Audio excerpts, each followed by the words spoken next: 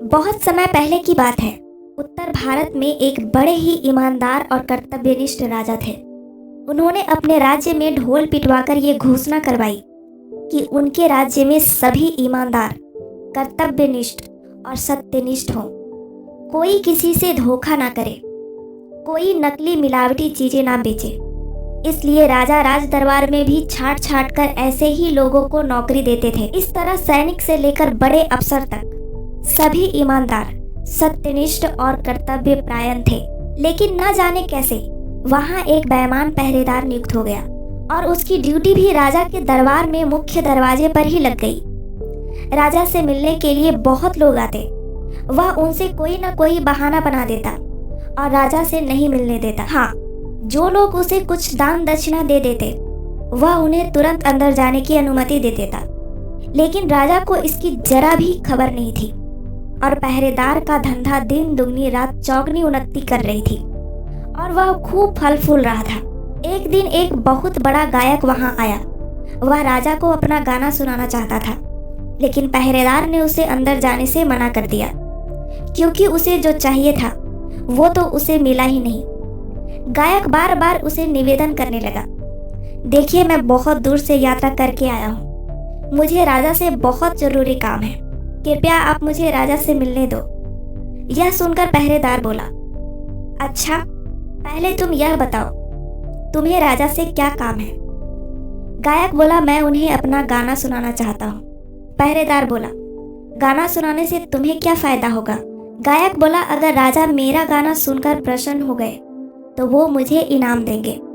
पहरेदार बोला, तो एक बात सुन लो, मैं बिना कुछ लिए दिए किसी को अंदर नहीं जाने देता हूँ। अगर तुम यह वादा करो कि इनाम में से आधा हिस्सा मुझे दोगे तो मैं तुम्हें अंदर जाने की अनुमति दे सकता हूँ। गायक ने कुछ देर सोच विचार कर पहरेदार की शर्त को स्वीकार कर लिया और पहरेदार ने भी उसे अंदर जाने की अनुमति दे दी।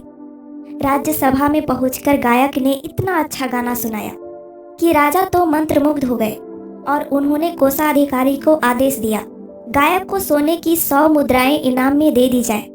यह सुनकर गायक हाथ जोड़कर बोला, हे प्रजापालक, मुझे स्वर्ण मुद्राएं नहीं चाहिए। अगर आप वास्तव में मुझसे प्रसन्न हैं तो आप मुझे 100 करोड़ की पिटाई इनाम में दिलवा दें। यह सुनकर राजा को बड़ा आश्चर्य हुआ और उन्होंने गायक से कहा कि यह तुम क्या कह रहे हो?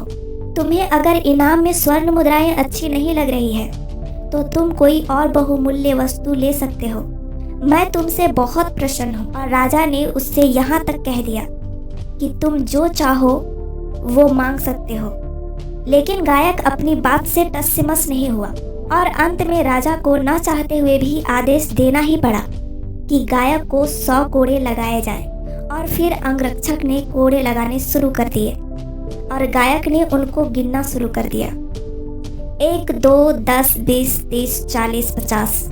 और जैसे ही 50 हुआ वह बोला, रुकिए रुकिए, इस इनाम में मेरा एक साझेदार और भी है।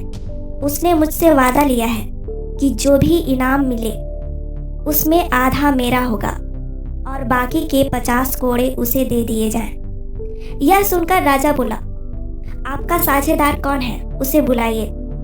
गायक बोला, वह कोई और नहीं है बल्कि आपका यह पहरेदार ही है।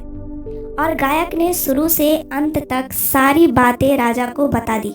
यह सुनकर राजा को सारा माजरा समझ में आ गया और तुरंत आदेश दिया कि इसे 50 नहीं, इसे 100 कोड़े लगाए जाएं और इसे नौकरी से हटा दिया जाए और इसे कैद में डाल दिया जाए, जिससे कि दोबारा कोई ऐसा कुकृत्य करने का साहस ना कर सके।